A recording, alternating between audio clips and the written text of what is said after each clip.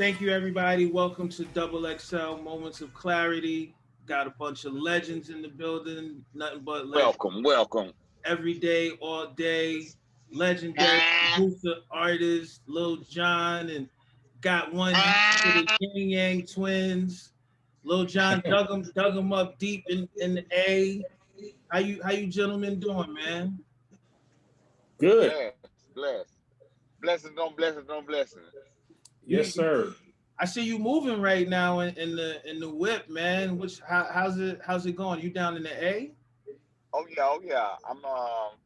I'm in the city. You know how we do it. We gotta stay moving. Okay, okay, yeah, Gotta stay working. yeah. I think one of the first things everybody want to know where the hell y'all been at. In the city and on the road. Okay, Like we ain't Yeah, never stop. We ain't never came off the road. Like Ying ain't done been on the road since forever. I went to see y'all at the what was it, the Scream tour with B2K and all of them. And Nah, the I'm gonna be Millennium honest Tour. with you, Yang Yang was like the Millennium Tour, pardon me, the Millennium Tour.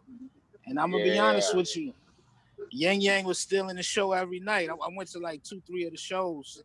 Yang Yang was still in it every night, man. I think people forgot how many classics that y'all had, but y'all had them big records that was leaving the whole arena on tilt. Oh Party yeah. music. They got them That party records. The ladies that want that to that, dance to that, it. that was the whole thing that we were trying to accomplish. Once we got up there, we stoked the show. I don't care. I know you can't see B2K, but you knew I was in that motherfucker. yeah. So y'all, And I was in that motherfucker. 'Cause I was all around that motherfucker. I jumped out in the crowd and everything. I so was all out there. I what's was all out of control. what's the latest with Lil Jon and the Yin Yang twins, man? Y'all must be cooking up something special, I'm sure. Man, we got more than a little something special. Like we got twerking in the mirror. Um, to me, twerking in the mirror is just the tip off the iceberg. It really is not everything that we have been working on. I feel like we got Yeah. more that's way more harder, and everybody got to get prepared because it's about to go down. And when I say it's about to go down, it's going down hard. D-Roc would be like, yo, when we gonna do something? I'd be like, oh, I gotta be the time. Time gotta be right. Time gotta be right. Same thing with Kane. He'd be like, what's up? We gonna do something. I know you got something for us. Hey, yeah, I mean, time gotta be right. And then I just, probably halfway through this quarantine, about 4 months ago, maybe more than that, 4 or 5, I don't know. I started to get inspired. And I sent me and my son, we worked on some tracks, and one of the tracks I sent to the guys to see if they'd do a feature for me on it. So when they sent it back, I was like, I'm pretty sure I was like, this is good, but I kind of want to put it on another beat. So we at the time, me and my son had made like 2 beats when we made the one that I originally sent to them to get on. Right. So we looked at each other at the same time, me and my son, and was like, that'll work on the other beat we did. And so basically that's what we did. We took the vocals and put them on another beat, and that's how we started working together. And we got about 5 records in the can, and trying to get about 5 to 10 more. We got a lot of good stuff, and like you said, twerking in the mirror was just a start, and we just gonna keep doing it. And like to me, like these guys, they haven't missed a step. They haven't lost a step since their last biggest record. They still got it. The same catchiness, the same energy, and even the same hunger. You know what I mean? So they're super talented to me, and it's just it's just the only thing is just us getting the music out, laying it down and getting it out. So that's what we're doing. We're working, and more records will probably drop top of the year, and we just gonna, rekindling this relationship. It's on the way. I'm telling you, it's on the way. It's on the way. I gotta say it's December, but it's safe to say that twerking in the mirror is probably the one of the most fantastic titles for a record all year. I'm like, damn, like what in the hell like I mean, I know what twerking in the mirror is, but Right. how did the concept like just for that title alone? By the way, that completely Man, fits you guys because you guys have always been super fucking creative, like You're right. like that. Definitely. like the thing about it is, Kane done been saying that to me about a good, I want to say a couple of months. Like before we even got with Lil Jon, he was like, man, you know how them hoes be twerking in the mirror, and that's how that shit came upon. It came upon us just tripping. We was smoking, getting high, and just thinking about the girl twerking in the mirror, and that's how the hook actually came out. And when he said it, I was like, yeah, let's run with it, and we ran with it. And then when Lil Jon started the beat, his beat went with it. Yeah. So when was the last time you guys was actually like in the lab together, like outside of this? Because it's been a minute. We worked on my album. We worked on the Crunk Rock album. We did a record called Ride the D on that album. So maybe about 10 years, at least 10 Yeah, years, maybe 11. Wow, So it's been a while. wow. it been a long time. And John, I'm sure you got so many things going on, man. Much props you for breaking down the barriers within music. So it's what I'm saying, like you've blurred the lines between hip hop and EDM, etc., rock. Safe to say, etc. How was it for you to come full circle back with your guys? Yeah, man, like I said, I always believed in these guys. I always believe in these guys that, they have so much talent and they have so many hooks and so many lyrics in them. So it's just a matter of, to me, they just needed the right beats and the right person, you know, behind them to say, let's do it like this, or do it a little like this, or let's take this. Like, I'm sure D-Roc could tell you stories. Like, we kind of just, sometimes I'll do that. I'll be like, let's take this and put that with this, and then we make Yeah. this. That's kind of what I do, producer. And, I just knew these guys got the talent, and the right time came for me, and I'm in the right mindset, and I have nothing but time because I'm at the crib, and I'm at a great place with my production where I found, sounds and drums and keyboard. I know where all of my stuff is now. Right. It took me maybe 6-8 years to get to a good place in the production side again, and it's so all of that timing is perfect too. And it's great to be working with my son. So yeah, it's just the right time now, and it's just these guys are, like I said, out of all the artists I work with, I will say these guys always can come with some hooks. It ain't no problem with that. Oh yeah, they the hook masters. They definitely Right. some hook masters.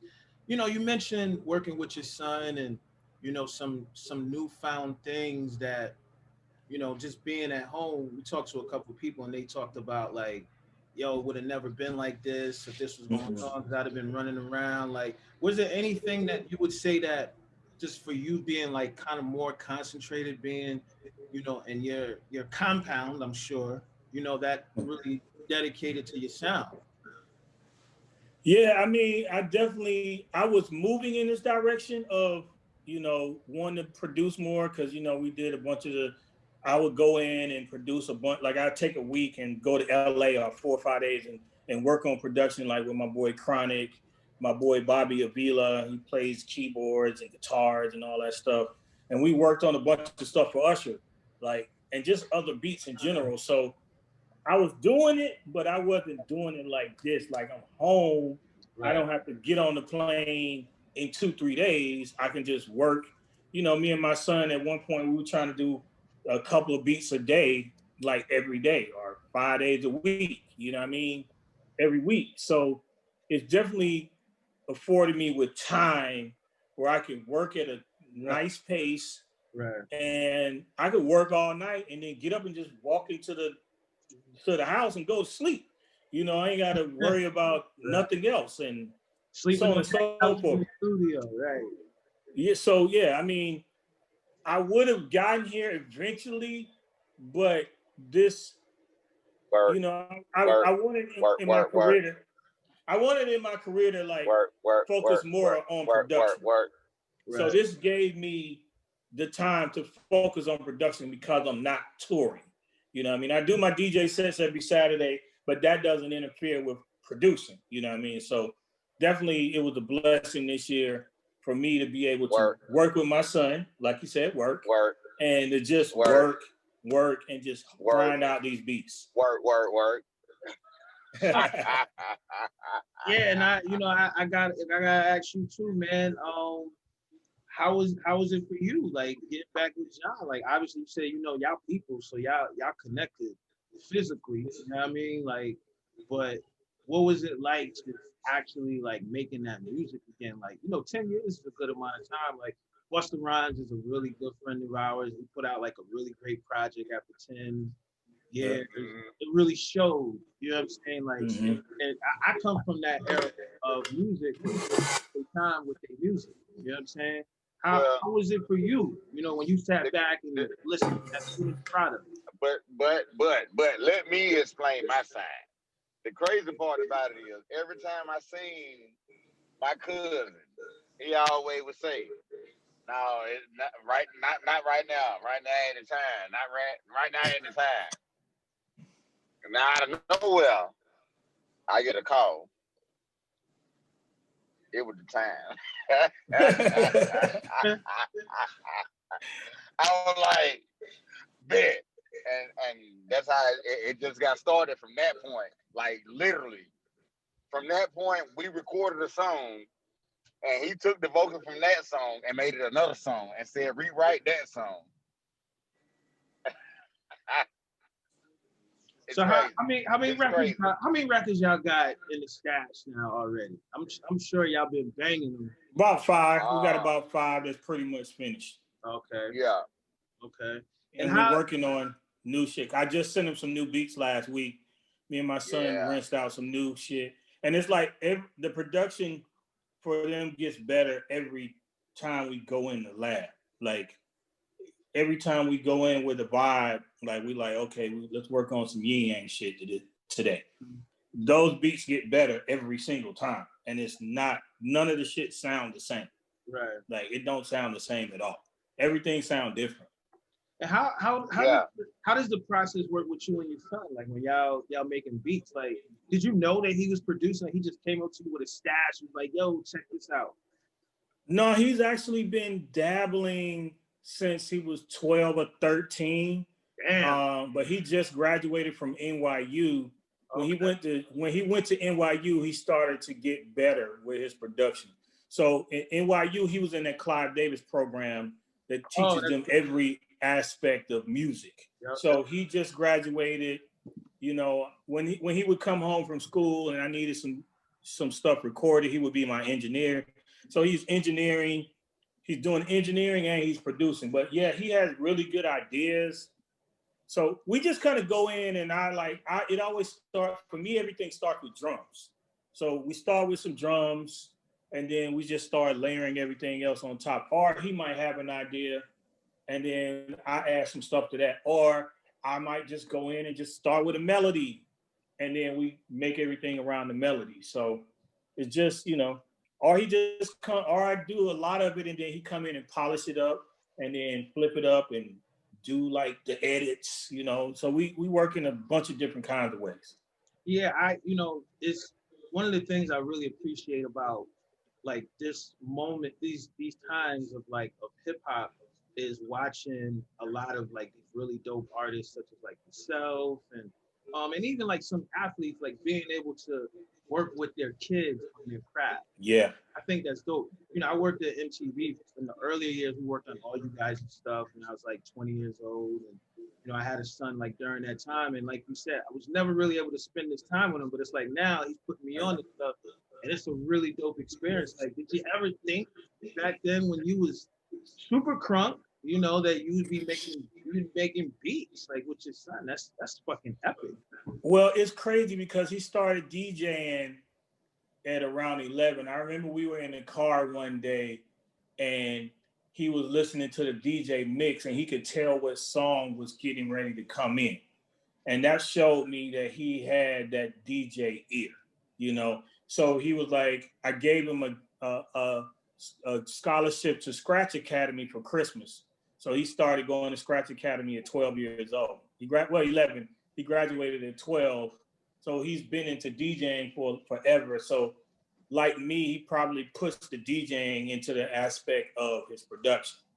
Right. So yeah, I never would have thought, you know, I remember him being a baby and I had a studio in my back room. He would crawl in there and try to hit on the drum pads.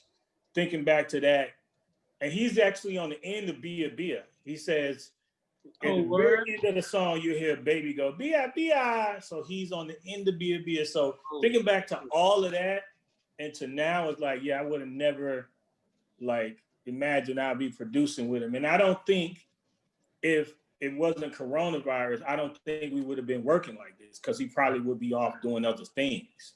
Right. So the fact that he's forced to be here also is putting us together, and he's learning so much from me, you know. And then I'm learning from him too because I see he has a different way of thinking than me, and something that I wouldn't have done, he pushes me to do. Like he's like, play it like this. And I'm like, oh shit, that's fucking cool. Or he plays me some of his production, like, cause he does stuff on his own too. So we might produce together, but a lot of days he's doing his own tracks too. So he plays me some stuff and I'm like, that shit is amazing, you know? So it was good for both of us. I gotta ask you too, man. You know, the Yin Yang twins, you know, y'all really introduced like a whole nother element to music. And not only that, like you was spotlighting Atlanta like before like it really became like the central place of hip hop, which it still is. It's never turned around since then. You know what I'm saying? And we have these conversations a lot. We talk about like the different communities as far as like, you know, this person is just doing their thing in this area, that area, but it's like Atlanta's still at the top of the pile, and a lot of it is contributed to guys like yourself. Like you have New York guys. I'm a New York guy. We was always serious about lyrics, this and that, but you guys introduced the fun factor, but we're still doing really dope music. You know what I'm saying? Like when you look at the game right now, do you see your influence? D-Roc. Huh? Do you see your influence on the music industry right now? Right now, especially in Atlanta, all these. Yeah. Totally. I see it every day, and every female artist that's out right now, here it is. So nobody was doing strip club music like this before Yin Yang. It was New Orleans bounce music, but it's not the same as Atlanta twerk music. Right. That's not even close to the same thing. So they definitely changed the fucking game as far as that. Like, who else can you think of or name that does records that make the girls twerk in the fucking club? That goes back as far as these guys to the 90s. Aya came out in what year, D-Roc? Oh, he went out. I always thought it was genius that aside from the fact of having the records banging in the clubs, like y'all niggas was actually breaking records in the club, in the strip clubs. You could sit down and eat and shit. We never had none of that like that in New York. It was just like a whole nother world. You know what I'm saying? Like Atlanta became one of our favorite places because of that experience alone. You know, which a lot of you guys really created. I'm sorry, D.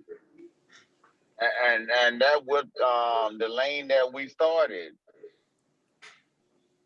Like didn't nobody had that lane. we took the strip club and just made it a place for everybody to go, and that's what made everybody mad because the girls started going to the strip club too. Cause that's where all the men were. Yeah, like in Atlanta, we grow up going to the strip club from as soon as we can get into the club. Like I think first club we used to have, I forgot the name of this club. It was one club with 18 and up, and I think I remember going at like 16 years old to this one strip club. But that strip club culture is literally embedded into the fabric of Atlanta. Like, and people go to the strip club 7 days a week.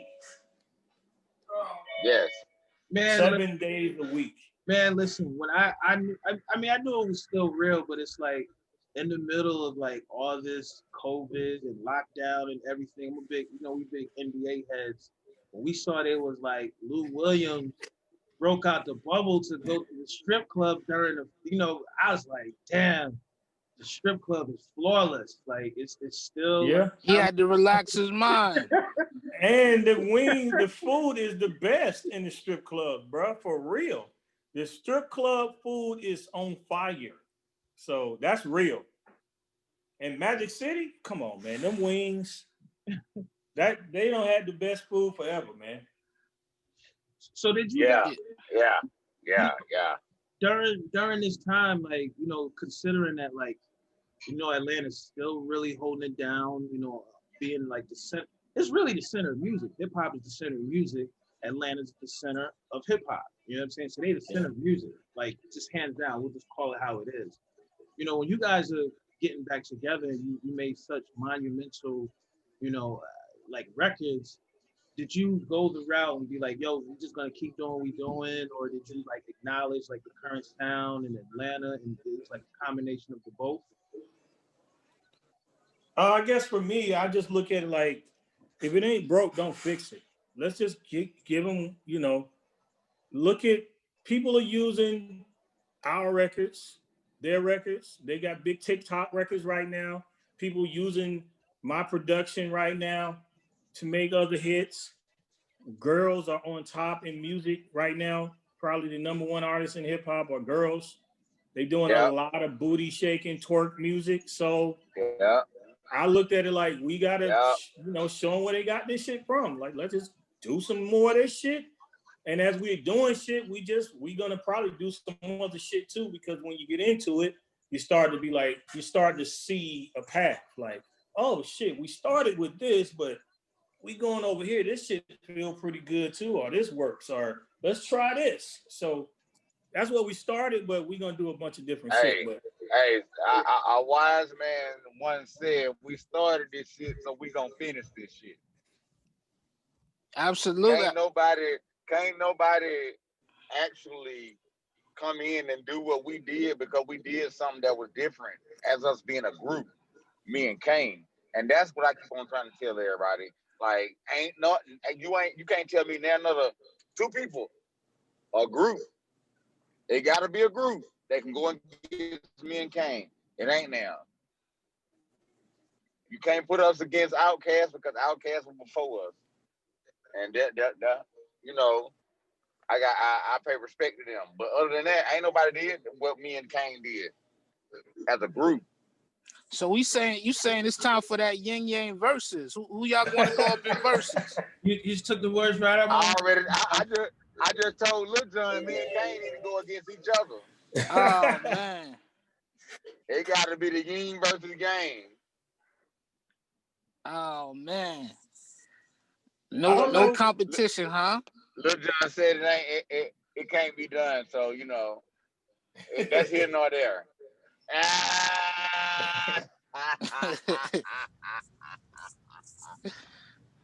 So John, man, I'm pretty sure for me.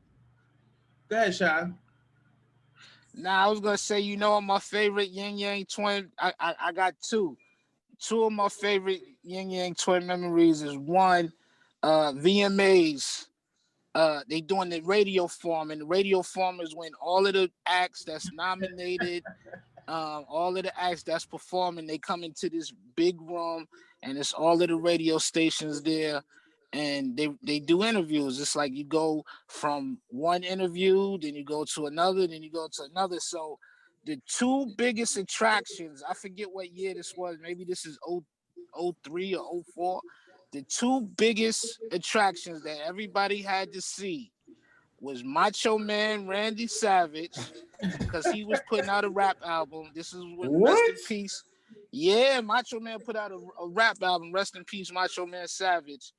And the Yin Yang Twins. Every interview, it didn't matter who was doing the interview, they got a Yin Yang Twin ad lib, because them brothers was yelling, ah. They was yelling it to the top of their lungs in every interview. I got one to beat everywhere. that. I got one to beat that. BET Awards 1 year. I think Monique was hosting. And this motherfucker right here, D-Roc, kept going, hand, and everybody would just look at me. I'm like, motherfucker, I didn't do that. Because they were on the same row, but they were like further down, or like they were either in front or back or the same row. But we weren't sitting next to each other. And he was just doing that shit through the whole show. And Monique got so tired of that shit. I think she said, can you motherfuckers stop doing that shit? Or some shit. What did she say, D-Roc? Yeah. She said that's the reason why they made birth control. Oh my God. Yeah. That shit was hilarious, bro. BET Award. Man, and they told us the next year, they said if I said hand one time, they would put me out. So we did not go in. We stayed at the bar outside, and I hand their ass to death out there. Wow. Probably could still hear that in the arena. From the bar. They probably could, but I ain't go in. From the bar. I think that's the last time they invited us to the BET Award. They ain't never invited us no more. And now it was in Atlanta. Was that Atlanta or LA? I think that was in Atlanta. That was LA. That was LA. No, that was LA. Yeah, they ain't invited us to now another BET Award ever. That's it. Yeah, but you know what though? I'll tell you, the one thing about this year is the tables have been turned on media. The power is back in the hands of the artists. Yeah. You know what I'm saying? Like 100%. Because you can do shit like this. Right. And you don't need a TV channel to get up on there and deliver your message. Mm-hmm. Yeah. You can do it through your own platform. So y'all keep banging them records. We'll probably see you on BET Awards 2021. Yeah, we hope so, because we got a lot to get out there, boy. And I'm a hand their ass to death. There we go. John, I'm gonna take them back like it back in the day. Hell yeah. I was gonna say, John, how you been enjoying DJing from the crib, man? Like you've been big on Twitch and other media platforms, people tuning in, seeing you DJing. You got your own residency at your residence. Yeah, it's crazy because I did the numbers. It's about average 50,000 plus every week, every Saturday watching my sets. And when I first got into it, I was like, man, I don't know, I'm able to do this shit because I'm a guy that vibes off the people. I vibe off the audience, the crowd, the energy they give me. You know, that's what I give back into the set, and I interact with them and so on and so forth, and spraying champagne and passing out shots. So I was like, man, I don't know about this shit. I was like, let me try it. And then I did it, and I was like, this is actually cool because you get you get interaction differently, but it's kind of similar because of the energy in the chat. You know, you can see the chat light up if they like certain shit, or you do some fire, or if you ask certain questions, or you say some crazy shit, you see the chat go crazy. So, yeah, it's been real fun, and it gave me a chance to dive back into the urban shit. Because, you know, on the road, I'm playing open format. So that's everything. And I don't really get to play, like the shit I play in my Saturday sets is like if you in Atlanta in the club somewhere. Like that's what I do. So it gave me a chance to really dive all the way back into the urban shit and perfect that. I don't think no urban DJ is fucking with me And I'm saying that so all y'all DJs can hear me. If you ain't seen my shit, you go check it out. Ain't none of y'all niggas fucking with my shit. Period. None of y'all urban DJs can fuck with me. I'm killing all y'all. So if y'all ain't seen it, you gotta check all it out. y'all, period. Period. Every Saturday night. Ain't none of y'all DJs fucking with him. Period. On God. John doing his own verses. It's the DJ verses. On God. DJ battle. If you see my show, you can tell. Hell no. Name somebody this that's is Lil fucking with Jon my versus shit. Lil Jon. He done already did a verses. So this versus is Lil Jon versus Lil Jon. No, I mean it's strictly DJ battle. Nah, to me, like my song selection, my mixing, my visuals, like I'm gonna be honest. Most urban DJs is too lazy to learn the technology and shit, or even they just so worried about talking and bigging themselves up that they don't put that shit into the mixes and making sure you got a dope edit. You know, making your own little edits. Like that's one thing I learned from the open format side. Niggas will make their own versions of the song to play with little hype pieces here and there to make it, make them stand out. So I do all of the extra shit and also just to make sure my mixes is tight. Like I listen to a lot of DJs and niggas is sloppy. It's some dope DJs out there. I shout out Camilo. I saw Camilo a couple times. He be fucking killing that shit. Yeah, Camilo's nice. Yeah, Camilo but he learned from the old school shit. You know what I mean? He's been around for a while. You can tell newer DJs don't have that skill set like a Camilo. But yeah, like I put a lot into the show, like all around, from like I said, the visuals, just to the blending of the music. So it's been fun to get back all the way into the urban shit and to play that shit. So that's what I do every Saturday, and I love it. I love it. I missed the club. I was gonna say, how much do you feel that, these past couple months you missed out on? I mean, it's the energy of the people, man. The people are everything. It's just like when you do a live show. I haven't done any live performances via, the internet. I've just been doing the DJ sets, but I know I probably will be like, how can I vibe when I can't feel nobody? Like doing a live performance is different because you don't have the chat right here to look at. Right. Like I'm DJing, I got a chat right here on the side of me. That's hyping me up. Right. But whenever if I'm performing, you don't got no big ass screen with no chat. You just performing for some cameras in an empty venue. So I ain't gonna. But what about like all of these drive-in concerts and some of the stuff like that? How you feel about that? I'm not into it. Like I'm not leaving my house for one. But if I did, I don't think I would even want to do it because it's like it just don't feel the same. From what I'm seeing, it don't feel the same. It's like you in your car, but how turned up can you really get like you and your 4 or 5 people right in front of your car? It ain't like the club. You know what I mean? I don't know. That's just me. I'm like, I don't even want to do that because I want to keep the memories of me for people in the club. I don't want them to think back and be like, remember that time we went to that lame ass drive-in shit? You know what I mean? Yeah. So we back in the club, niggas gonna look at that shit like, man, that shit was terrible.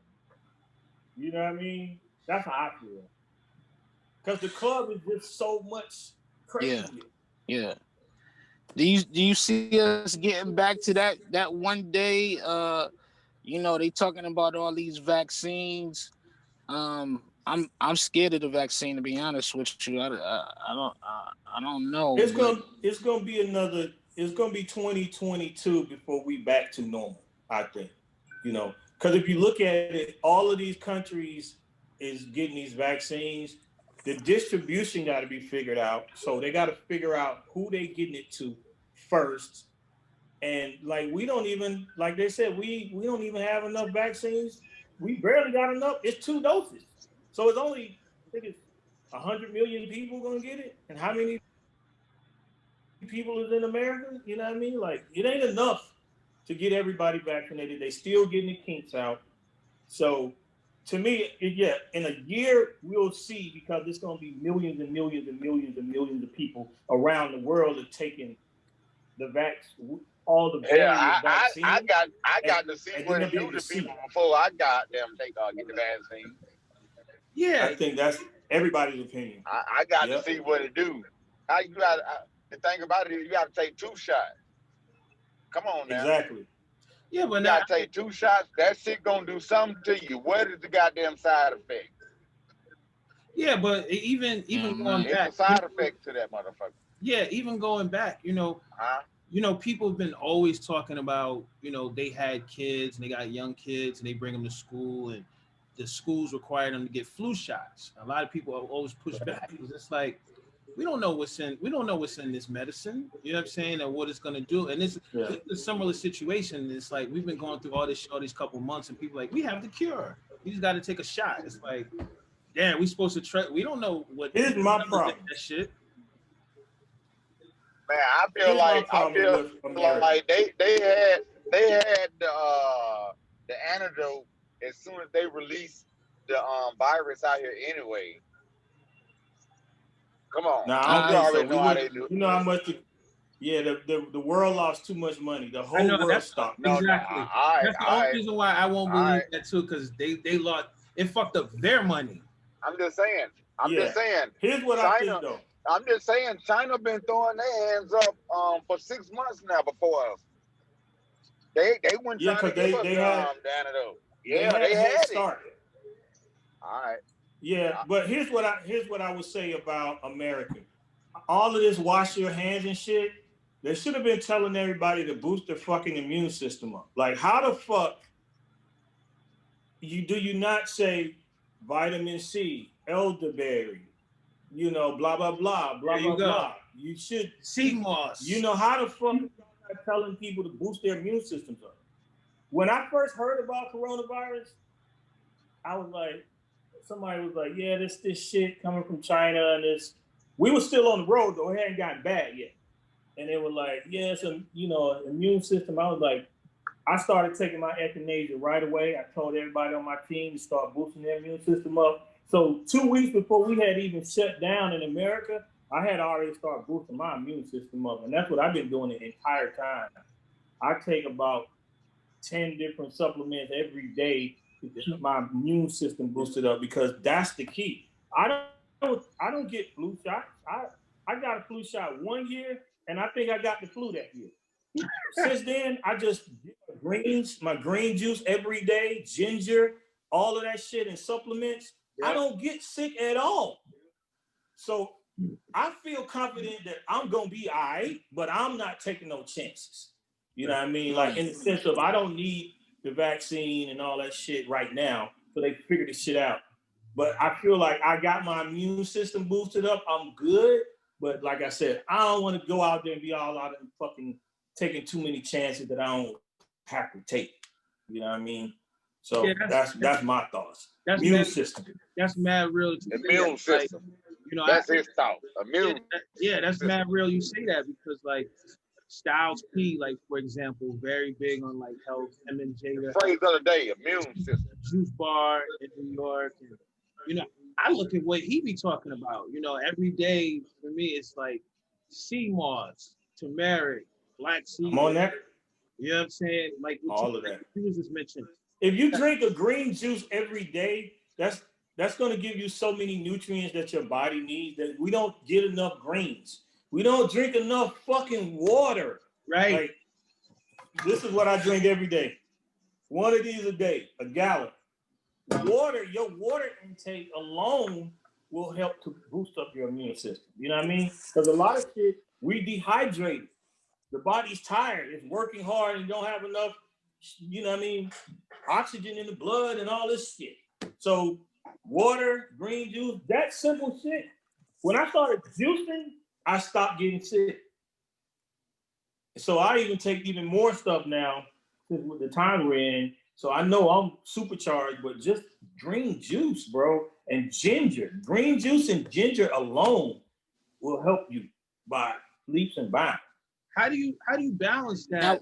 How do you balance that with this lifestyle that that you live as like an entertainer, like as a rock star.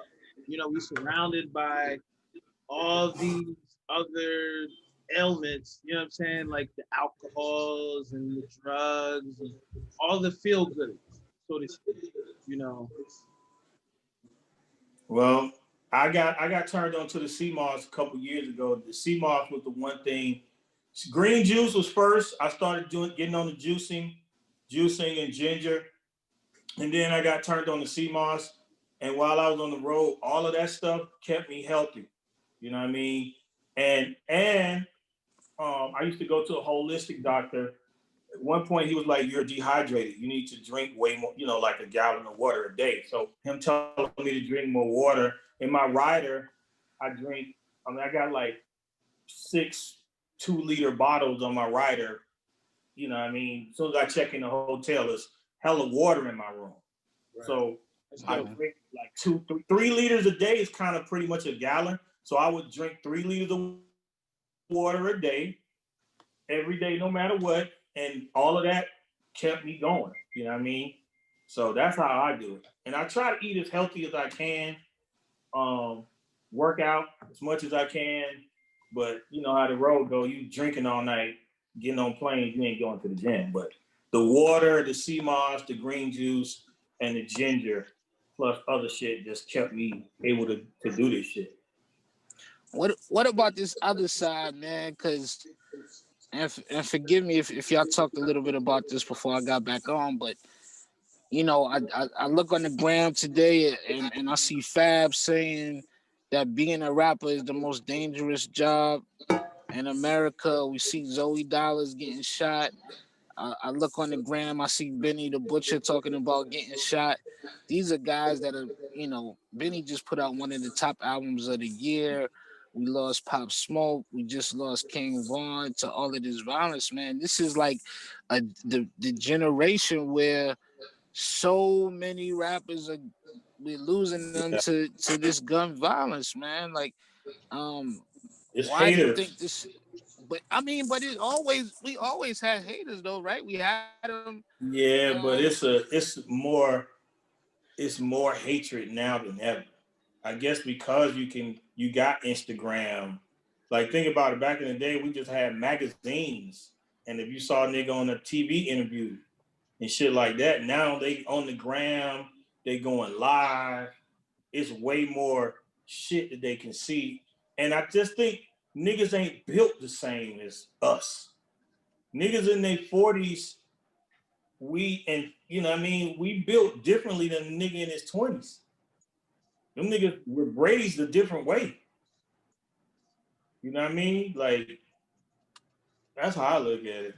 Well, it's just standard. It's just standard, like regular shit that what we know about. Like, you can't give a nigga a bunch of success overnight and have them have the right people how to guide them through it. Right. You know what I'm saying? That's really what it's about. Is these niggas circle, like they, you know what I'm saying, like they support system, who's not really like guiding them in the right way. Like them niggas need an OG or some shit or something like that. And they saying reckless shit on the gram and on records too. That's another reason niggas get kind of touched, because like some of the shit they be saying, you know what I mean? Like, niggas didn't really talk that. Niggas would deal with shit in person rather than just be on putting the shit on records and dissing niggas dead homies and all this type of shit. That shit, you know what I mean? All that shit is, I don't know, man. I'm older. I'm glad I'm older and wiser. I'm out of that shit. I just make club music.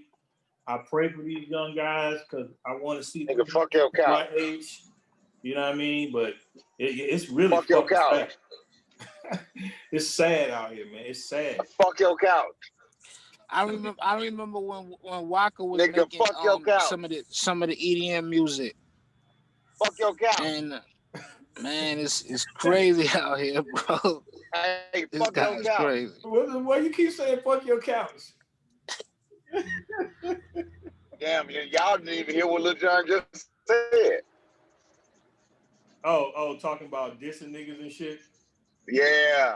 Boy, y'all listen. I come in at the right time. I ain't said nothing the whole time. until he They said say that. the FDA just authorized the Pfizer vaccine. So they about to start giving that shit out this weekend to niggas. Man, fuck your cow. But one thing I will say that I saw that this vaccine is different from other vaccines because normal vaccines, they inject you with a small amount of whatever it is. So your body develops a response to it, right? So this is some shit. I forgot. It attaches. It's not. You're not getting the virus, which makes it different. And it's some stuff that they've been working on for maybe 10 years or so. This technology of this new, I don't know what you call it, but they've been working on this new type of vaccine for a while. So that's why it happened quickly. Is because they were already working on it. They just applied it to COVID-19. So, man, fuck your cow. Yeah, I'm still not about to take it right away, but that's what I'm saying. Fuck. Yeah, I gotta wait. I gotta wait a couple months after. That's what I'm saying. Fuck your couch, man. I don't believe in that shit. How the fuck all of a sudden they got a goddamn vaccine? Fuck your couch. Yeah, I mean, and I see it did happen really quick. And they say only been shut down since March. Yeah, they say Barack gonna be one of the first to take it. Don't take it, Barack. And on top of that, he's supposed to take it live on TV. Yeah, Barack, Bush, and they say they're gonna give it to what's his name too? The new president. Clinton? Oh, Biden? Yeah, Biden gonna take it. He said he'll take it too. I ain't with it. I don't know about that. I don't know about that shit yet. The one good thing I could say is that this year has been, in my opinion, like a year that's been rich, full of really great music. There's been a lot of really dope music that's came out this year. You guys is piling onto that. Did you get a chance, again, like just kind of like being a little bit more, sitting still for a minute? Did you get a chance to absorb like a lot more music? You're a DJ, like what was your appreciation like for a lot of the joints that was coming out this year? I listened to a little bit here and there when me and my son in the gym, we work out together too. So when we in the gym, we'll listen to like people's albums. I was happy to hear Buster come back. He has some really good songs on the album. Shout out to Shaheem Reid on that too, who was a big part of that project. I said shout out to Shaheem. I was on that.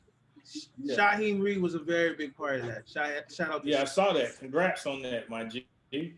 Thank you, my brothers. Yeah, so I mean, I listen to some stuff. It's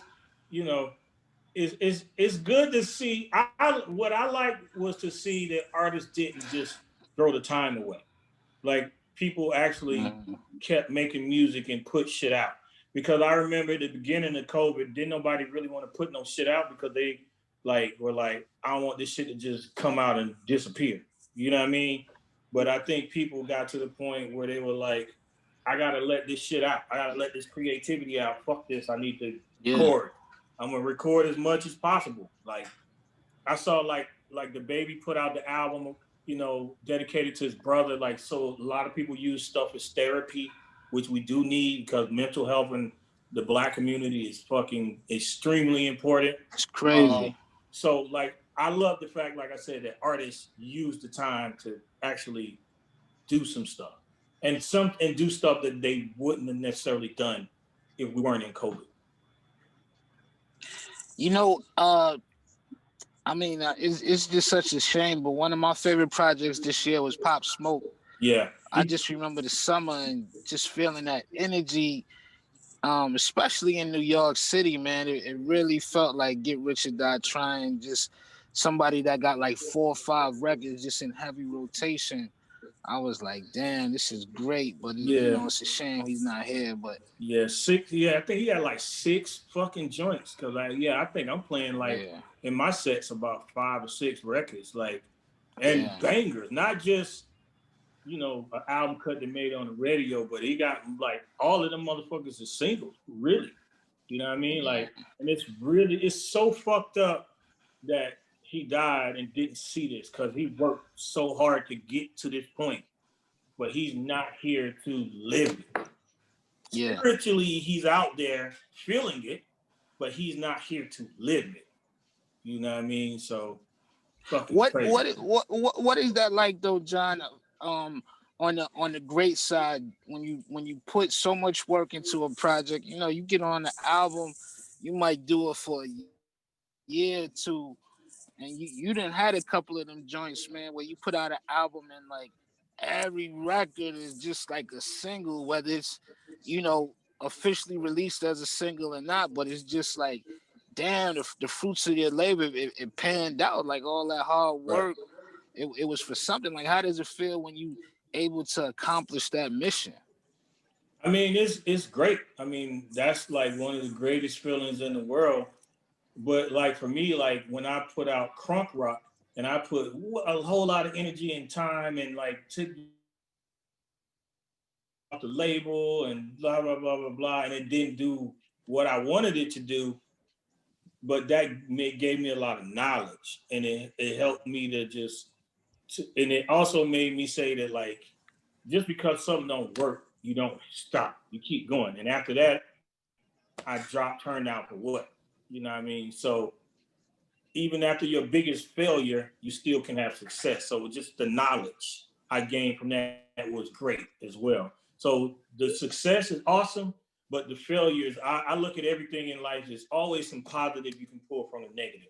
So the positive I pulled from that negative gave me drive, determination to keep going, to keep working harder, to make another hit. And like I said, that turned out for what ended up coming, you know, a couple years after that. That's always great, man. I love it. You know, not the name drop or nothing, but I was talking to Big Daddy Kane the other day about ageism.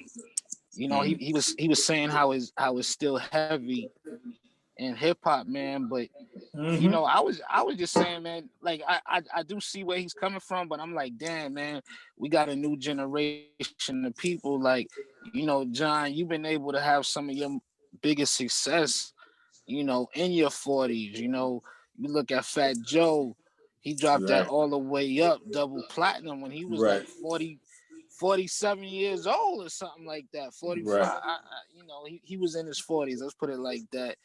Jay-Z just celebrated his 51st birthday. Wow. This guy is on top of the game, you know, business-wise. And when you put out an album, when we able to go back to concerts, we gonna go see Jay-Z. But he done sold millions of records in his 40s. Everybody age away like that? Like everybody they might don't want everybody to know their age. Nah, I think people know that you know these guys is in their 40s now and 50s. Come on. No. I feel niggas is the same way. Niggas the same way females is these days. When somebody tell them they look young, they always try to keep up with that. Like, yeah, you know. Come on.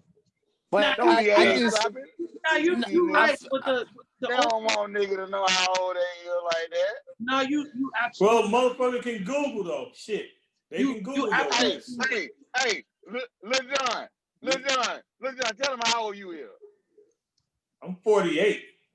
But you know what though? That shit don't matter. And he ain't gonna tell you that shit in the street. Yeah, that shit don't matter. Because you know everybody know I'm old shit. Hey, the thing about it, motherfucker do Google, but man, motherfucker Google be wrong too. Yeah, my age is wrong on Google. But you know what? It's messed up. And one of the things that we really appreciate about Jay-Z is that he's helped break this barrier where it's like you ain't dope no more after a certain age, because you know what I'm saying, because of your age. Like this shit is, and that's all I was saying. That shit is. Well, you know what I think it is. A lot of rappers don't keep their ear to the street though. You can't. If you look at it, some rappers put out shit, but it sound dated. If you don't keep up with the trends be ahead, then you're not gonna be able to stay current. Like that's the problem. Like a lot of old rappers put out old sounding shit. Right. Like, and it's because they're out of touch with what's going on. Like, say me, I stay in the street. I'm on the road. Like D-Roc say, they on the road. You know, before this, you know what I mean? We were on the road. I'm constantly on the road, and I find myself like I have to be on the internet, seeing what's going on, see where the trends are going. And I've been like that forever. You know what I mean? Since MySpace days. You know, you had to see what was going on, what was hot, what's not, what's starting to fade, boom, boom, boom. And if you don't stay up on top of all of that type of shit, then yeah, your shit gonna sound dated, and then people ain't gonna be fucking with your shit. But hip hop, I will say, is the only genre of music where if you're over 40, like they just be like, "Bah, get that shit out of here." Like most other genres of music, they don't give a fuck how old you are. Like EDM, this 50-year-old DJs out there rocking. Fuck how old motherfuckers are. As long as they got a hot record, they don't give a fuck. You know what I mean? So, I mean, look at R&B. You think that motherfuckers was worried about how old Michael Jackson and Luther Vandross and all these other people were? Like they got better, actually, like as they got a little bit older. But you did make a good point, which is it's all about when people. I think it's more about when people get successful, not so much about when their age. Like I think they get successful and they kind of remove themselves from their comfort, from their environments, and get comfortable. You know what I'm saying? That's what a lot of it is. But a lot of people now, like within this generation, like the generation that we're talking about, they still are very relevant. Partly, like we was talking about earlier, because of their kids. They got their kids who's up in they got 17, 18-year-old, 21-year-old kids. Right. Like, yo, Pop Smoke is banging, and you know what I'm saying, and this one and that one or whatever. So that shit help. I think that's really dope. Like it's a really dope story right there that's not really being told. How these kids are written like they star parents. The kids is taking over now, man. The kids is taking over for the next generation. All right. Hold on. Let me stop. Okay. Let me stop you right there. Let me stop you right there. I hate that line because that's how I came in. I was a kid when I came in. So it's not the kids taking over. It's just the kids always have their time. And that's what I try to tell everybody, because everybody try to ask me about the situation about, all right, how you feel about the young generation coming in now. This is how I feel. I feel like when I came in, I wanted somebody to hear what I wanted to say. What I wanted to do was something different than what my mama liked. But that was my music. Right. So that's the same thing as this young generation. That's their music. Whatever they doing, I don't knock whatever they doing, because that's how they expressing themselves. That's how they expressing themselves to us. Whether we want to listen to it or not, that's on us. We the ones want to always say, oh, y'all making music different than what we used to make it. No, damn right. They're supposed to make music different than what we used to make it, because that's what make music evolve. They're not supposed to be doing the same thing that we do. If they do that, then what the fuck is music doing? Right. So of course, right. we're supposed to be hearing something that we say, "Oh, damn, I don't feel that." Damn, you're not supposed to feel it, because that's not what you came into. That's what they came into. That's they feel. Right. That's how they expressing themselves, and that's what I really hate, when people always knock the young kids, and it's like, no, that's the new generation. You're supposed to always support the new generation, because that's how I started. I was a legit when I started. I started rapping when I was 11 years old, and that was my movement. So damn right, I support anybody that start rapping at a young age. Damn right, do you evolve, because that's new music. All of us have a different point of view that we want people to see in this world. This is just my point. Yes, sir. A lot of jewels dropped this evening, man. Lil Jon, D-Roc, man. We definitely appreciate y'all. Tell them about the new record again, John.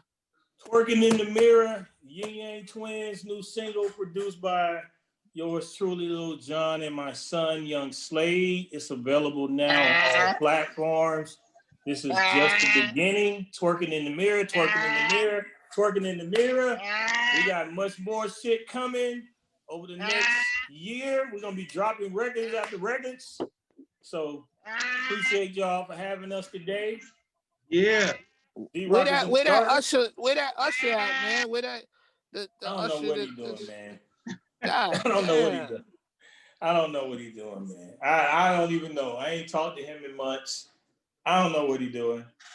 I tell you, I got 2 on Sweetie's album though. So I love it. And I'm on the new Bia album dropping this week.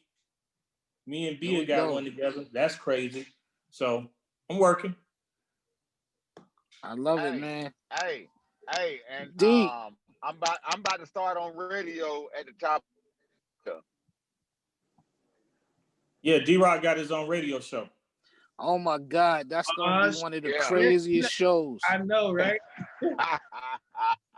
Is it gonna be in the morning? Imagine waking up in the morning, you hear my man, yeah. Nah. I'm taking you to the club. I'm 6 to 10. Okay, I'm with that all the way. I gotta take you to the club. Congratulations, got the morning man. Show. I'm actually working on a syndicated show too. I ain't really talking about it yet, but yeah, I got a syndicated show I'm working on. Mine's a mix show. I love it. Yeah, I love it. More. Let's hear more. Let's hear more. Let's do more, man. 2021. Thank God we made it. We almost there. We almost 2021. We're gonna turn it over a different way. Yeah. Well, this year was a year of like detoxing for everybody and slowing down. So next year we're gonna have a lot of growth in 2021 and upliftment and enlightenment because we woke up 2020. We woke the fuck up too. Yeah. We woke up from we was lullabied and just in a trance. We woke up out that shit. Right. 2021, we on some other shit. Yeah. 2021, everybody trying to get it. Yes, sir. Let's do it, man. All right, fellas, y'all brothers be safe. We appreciate y'all. Hey, we trying to get everything except COVID. Oh shit! All right, y'all. I'm out. Thank you. All right, love, brothers.